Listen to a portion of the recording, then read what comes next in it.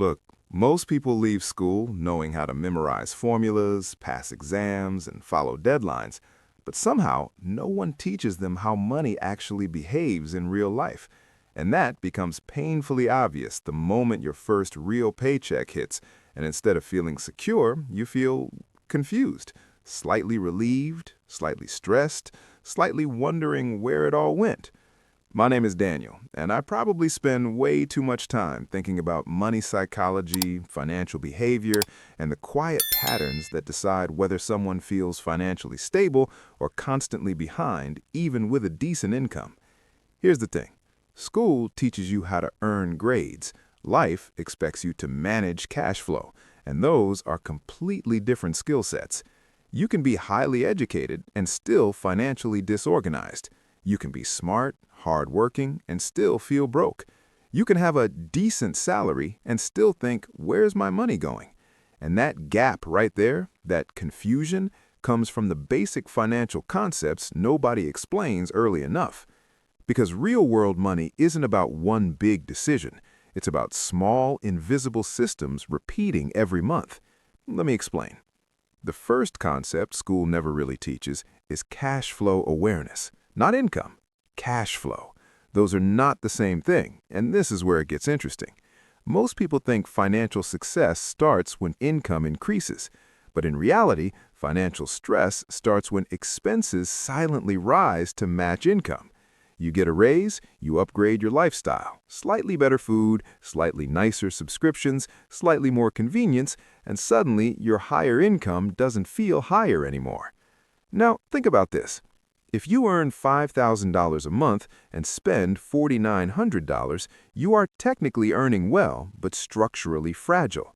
But if someone earns $3,500 a month and spends $2,500, they are financially calmer despite earning less. School never teaches that emotional stability often comes from surplus, not salary. And psychologically, humans adapt fast. Income goes up, lifestyle follows, peace does not. Another concept nobody explains is the difference between price and cost. You see a $1,200 phone and think, okay, the price is $1,200, but the real cost is not just money. It's the hours you worked, the stress you endured, the opportunity you sacrificed. If you make $25 an hour after taxes, that phone isn't $1,200. It's roughly 48 hours of your life. That reframing alone changes how people spend. But school never trains you to think in life hours, only in currency. And that's why impulsive purchases feel small in the moment, but heavy over time.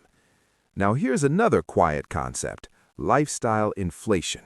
This one is dangerous because it feels logical. You start earning more, so naturally you upgrade your life. Better car, better apartment, better experiences. Nothing extreme, just gradual upgrades, and before you even realize it, your fixed expenses expand permanently. Rent locks in, car payments lock in, subscriptions multiply quietly, and suddenly your financial flexibility disappears. This is where money psychology becomes brutally honest, because people don't stay broke from one bad decision. They stay financially stuck from consistent, reasonable upgrades. School taught budgeting as a math exercise. Real life reveals it as a behavioral pattern. And here's something most people discover too late. Income is active, but expenses are automatic. You must actively earn money every month, but expenses withdraw passively every month. Rent doesn't ask how you feel. Bills don't pause when motivation is low. Financial systems reward consistency, not intensity. Now let's talk about the concept of financial margin. This is one of the most important ideas no classroom ever emphasizes. Financial margin is the gap between what you earn and what you spend. That gap determines your stress level more than your job title ever will. A person with high margin sleeps better than a person with high income and zero margin. And look, this is not about extreme frugality, it's about structural breathing room. Because when life hits unexpectedly, medical costs, repairs, emergencies, margin absorbs shock. Without margin, every inconvenience becomes a financial crisis. Now, think about this simple math example. Let's say two people both earn $6,000 monthly. Person A spends $5,800, person B spends $4,500. After 1 year, person A has $2,400 saved. Person B has $18,000 saved. Same income, completely different financial trajectory. Not because of intelligence, not because of luck, but because of behavioral systems. And school rarely teaches compounding behavior. Everyone hears about compound interest, but no one explains compound habits. If you save $500 monthly and invest it at an average 7% return, after 10 years, you don't just have $60,000, you have roughly $86,000. After 20 years, that becomes over $260,000. Not because of hustle, not because of burnout, but because consistency compounds quietly. And this connects directly to another missing concept: delayed gratification versus instant comfort. Modern life rewards instant satisfaction, one-click purchases, fast delivery, instant upgrades, but wealth building operates on delayed emotional rewards, which psychologically feels uncomfortable. That's why many people know what to do financially, but don't consistently do it. Because financial discipline is not a knowledge problem, it's an emotional regulation problem. Here's something else school skips entirely: the concept of opportunity cost. Every financial decision closes another option. If you spend $2,000 on a short-term purchase, that same $2,000 could have been invested, saved, or used to reduce debt. Over time, opportunity cost becomes invisible wealth leakage. Not dramatic, not obvious, just quietly expensive. And honestly, this is where people start feeling the broke life premium: late fees, high interest payments, urgent purchases, financing charges. When financial systems are disorganized, everything becomes slightly more expensive. Not because you're irresponsible, but because urgency removes negotiation power. Now let's talk about debt psychology. School teaches what interest is. It does not teach how debt feels over time. A small monthly payment seems manageable at first: $150 here, $300 there, but stack enough manageable payments together and suddenly your income is pre-committed before you even touch it. That's when people say, "I make good money but still feel stuck," because their future income is already allocated. This is where it gets even deeper. Financial freedom is not about luxury, it's about optionality, the ability to say no, the ability to change direction, the ability to not panic over unexpected costs. But optionality comes from ownership, savings, and controlled expenses, not just high income. And here's a subtle concept nobody explains early. Wealth is quiet, spending is loud. Social media amplifies visible consumption: cars, vacations, gadgets. But true financial stability often looks boring externally and peaceful internally. And that psychological contrast confuses people. They compare visible lifestyles instead of invisible balance sheets. Now think about long-term wealth building without burnout, because that's another misunderstood idea. Many people assume building wealth requires sacrificing your entire personal life: extreme work hours, constant stress, no enjoyment. But sustainable financial growth is actually about system design: automating savings, investing consistently, avoiding emotional financial decisions, and living slightly below your means without feeling deprived. Because burnout and wealth building rarely coexist sustainably. And here's the uncomfortable truth: the middle class often gets trapped not by low income, but optimized lifestyle spending. Comfortable enough to upgrade, not structured enough to invest aggressively. And over time, that creates slow financial stagnation disguised as stability. Let's add another simple example.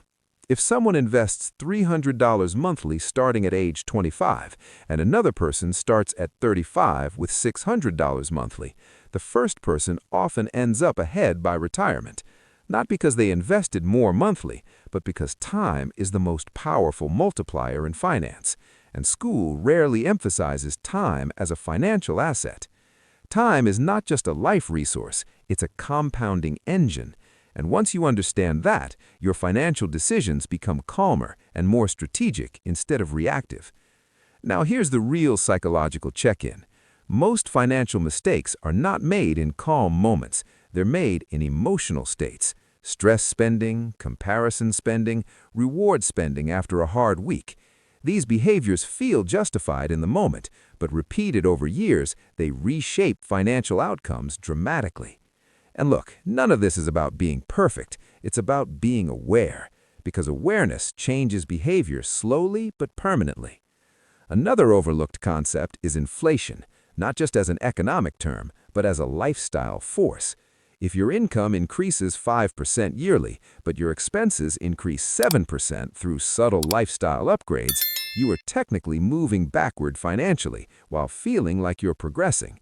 That disconnect creates frustration people can't logically explain.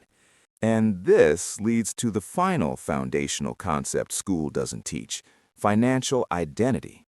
The way you see yourself with money determines your habits more than any spreadsheet ever will.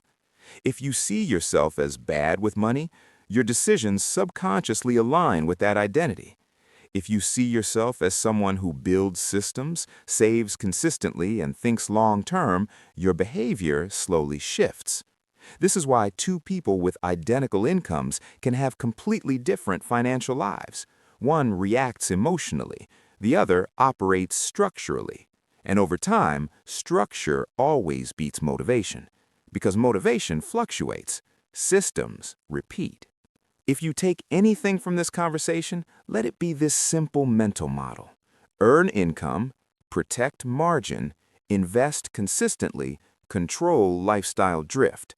Repeat for years, not months, not in extreme bursts, but in steady, psychologically sustainable patterns that don't destroy your personal life or mental well-being. Because the goal is not just financial growth, it's sustainable financial calm. And if you've ever wondered why no one explained these concepts in school — cash flow behavior, investing, debt psychology, or opportunity cost — you're not alone. Most people learn them through trial, stress, and expensive lessons instead of structured education.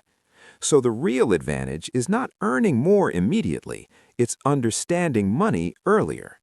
And if this perspective is making you reflect even slightly on how your income, spending, and habits interact in the background, that awareness alone is a powerful shift. Because once you start seeing money as a behavioral system instead of just numbers, your decisions become less reactive and more intentional. And honestly, that quiet shift in awareness is where long-term financial stability actually begins. I'm curious, though, which financial concept do you wish school had taught you earlier? Budgeting behavior, investing, debt psychology, or opportunity cost?